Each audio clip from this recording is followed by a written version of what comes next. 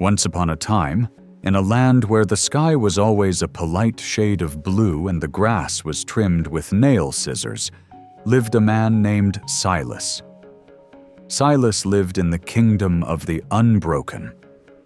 It was a spectacular place, famous for one thing: nothing ever broke. The plates never chipped, the hearts never arched, and nobody ever made a mistake. The citizens wore masks of smooth white porcelain to hide their expressions, ensuring everyone looked perfectly happy all the time. Silas was a polisher. His job was to ensure that the golden statues in the town square never had a speck of dust. He was very good at his job and very lonely. One Tuesday, while polishing the statue of the great King Perfection, Silas sneezed. It was a violent, unexpected sneeze. His hand slipped, and his polishing cloth snagged on a sharp edge. Crack! The sound was louder than thunder in the silent square. Silas looked down in horror. A thin, jagged crack had appeared on his own porcelain mask, running right down the left cheek. Panic set in. In the kingdom of the Unbroken, flawed things were thrown into the abyss, a deep pit outside the city walls. Terrified, Silas ran. He ran past the perfect houses, past the perfect gardens, and didn't stop until he reached the edge of the forbidden forest. There, hidden among the messy, wild trees, he found a small cottage made of mismatched stones. An old woman sat outside, humming a tune that was slightly out of key. She was mending a broken teapot with veins of bright, shimmering gold lacquer.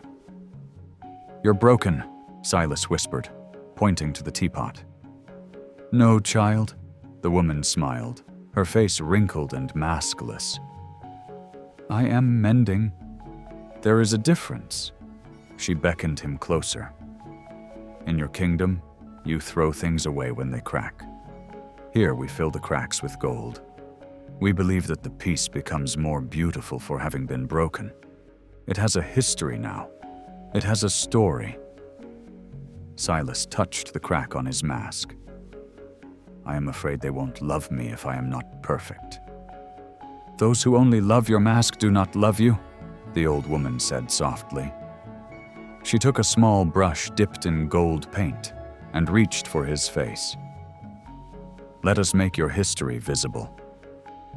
With trembling hands, Silas let her fill the crack in his mask with gold.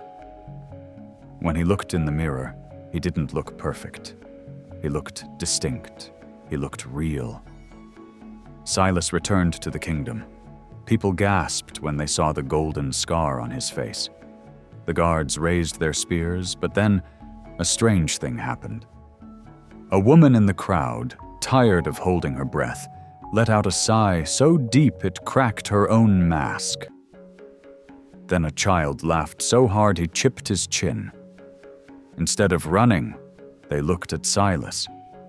They saw that his gold shone brighter than their pristine white surfaces.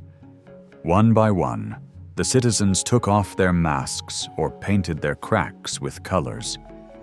They realized that a life without mistakes was just a life without growth. The kingdom of the Unbroken changed its name to the kingdom of the Mended. It was messier, louder, and much more chaotic.